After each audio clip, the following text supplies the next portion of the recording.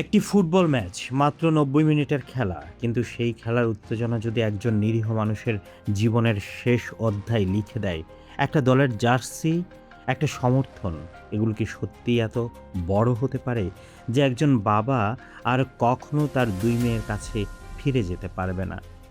আজকের ঘটনাটি শুধু ফুটবল নিয়ে নয়, এটি আমাদের সমাজ, আমাদের আচরণ আর আমাদের মানবিকতা নিয়ে বড় একটি প্রশ্ন তুলেছে। নীলফামারীর সাধারণ এক মানুষ শরীফুল ইসলাম পেশায় ছিলেন রিকশা বা স্থানীয়ভাবে যাকে অনেকেই মিশুক বলেন, সেই গাড়ির চালক। নিজের গ্রামে আয় রোজগার দিয়ে সংসার চালানো কঠিন হয়ে পড়েছিল, তাই প্রায় ৮ মাস আগে স্ত্রী আর ২ ছোট মেয়েকে নিয়ে জীবিকার আশায় চলে আসেন কুমিল্লায়। নতুন শহর, নতুন জীবন। ২ রুমের ছোট্ট একটি বাসা ভাড়া নেন। প্রতিদিন ভোরে বের হতেন, সারাদিন ঘাম ঝরিয়ে মিশুক চালাতেন। দিনের শেষে যা আয় হতো সেটাই ছিল পুরো পরিবারের ভরসা।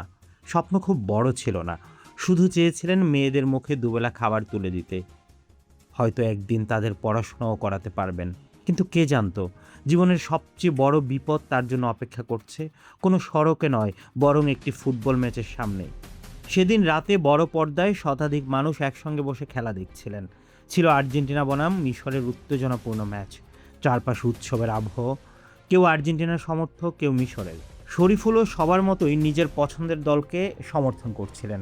খেলার এক পর্যায়ে মিশর এগিয়ে যায়। এরপর পেনাল্টি মিস করে মেসি, আর সেই মুহূর্তে শরীফুল আনন্দ প্রকাশ করেন ঠিক যেভাবে পৃথিবীর যে কোনো ফুটবল সমর্থক নিজের দলের গোল হলে আনন্দ করে। কিন্তু সেই আনন্দই যেন তার জন্য কাল হয়ে দাঁড়ায়। অভিযোগ অনুযায়ী কয়েকজন আর্জেন্টিনা সমর্থক তার সেই উল্লাস মেনে নিতে পারেনি। খেলার উত্তেজনা মুহূর্তেই রূপ নেয় ভয়ঙ্কর সহিংসতায়। শুরু হয় মারধর। একজন নিরীহ রিকশা চালককে ঘিরে নির্মমভাবে পেটানো হয়। এতেও যেন শেষ হয়নি।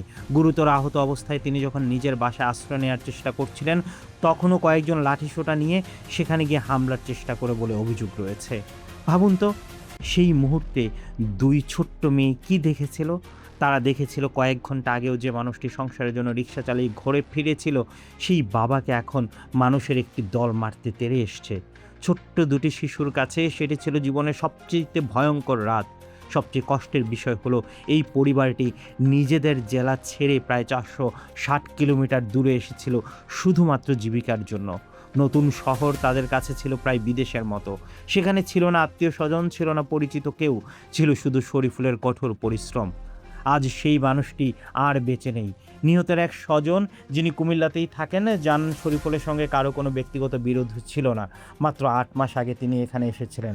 সারাদিন মিশুক চালাতেন, নিজের কাজ নিয়েই থাকতেন। তার স্বজনের একটি কথাই সবচেয়ে বেশি নাড়া দেয়, আমরা গরিব বলে হয়তো আমাদের সঙ্গে এমনটা হলো। এত মানুষ দেখেছে কিন্তু কেউ বাধা দেয়নি। এই একটি বাক্যের ভেতরেই যেন লুকিয়ে আছে আমাদের সমাজের সবচেয়ে বড় এক বাস্তবতা।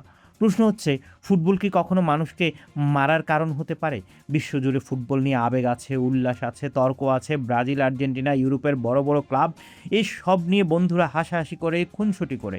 কিন্তু কোথাও এই আবেগ যদি ঘৃণায় পরিণত হয়, যদি একজন মানুষের জীবন কেড়ে নেয়, তাহলে সেটা আর খেলার আবেগ থাকে না, সেটা হয়ে যায় সহিংসতা। আরও একটি বিষয় আমাদের ভাবতে হবে, শুধু হামলাকারীদের দায় দিয়ে কি শেষ কথা? যখন শতাধিক মানুষের সামনে একজনকে মারধর করা হয়, তখন যদি কেউ এগিয়ে না আসে, কেউ থামানোর চেষ্টা না করে, তাহলে সেই নীরবতাও সমাজের জন্য একটি বড় প্রশ্ন হয়ে দাঁড়ায়। আইনশৃঙ্খলা বাহিনী ঘটনার তদন্ত করছে, অভিযুক্তদের বিরুদ্ধে আইনগত ব্যবস্থা নেওয়ার প্রক্রিয়াও চলছে। তবে বিচার শুধু আদালতে হলেই হবে না, আমাদের নিজেদের আচরণেও পরিবর্তন আনতে হবে। কারণ ফুটবল আমাদের আনন্দ দেবে, বিভাজন নয়। একটি দলকে ভালোবাসা খুবই স্বাভাবিক, কিন্তু সেই ভালোবাসা যদি অন্য একজন মানুষের জীবন কেড়ে নেয়, তাহলে সেখানে ফুটবল থাকে না, থাকে কেবল অন্ধ উন্মাদনা। সবশেষে একটি কথাই বলা যায়, শরীফুল শুধু একজন রিকশা চালক ছিলেন না, তিনি ছিলেন একজন বাবা, একজন স্বামী, একটি পরিবারের একমাত্র ভরসা। তার ২ মেয়ের কাছে তিনি ছিলেন পুরো পৃথিবী। আজ সেই পৃথিবীটাই ভেঙে গেছে, আর আমাদের সবার সামনে রেখে গেছে একটি কঠিন প্রশ্ন, আমরা কি সত্যিই খেলাকে ভালোবাসি, নাকি খেলার নামে ধীরে ধীরে আমাদের মানবিকতাকেই হারিয়ে ফেলছি?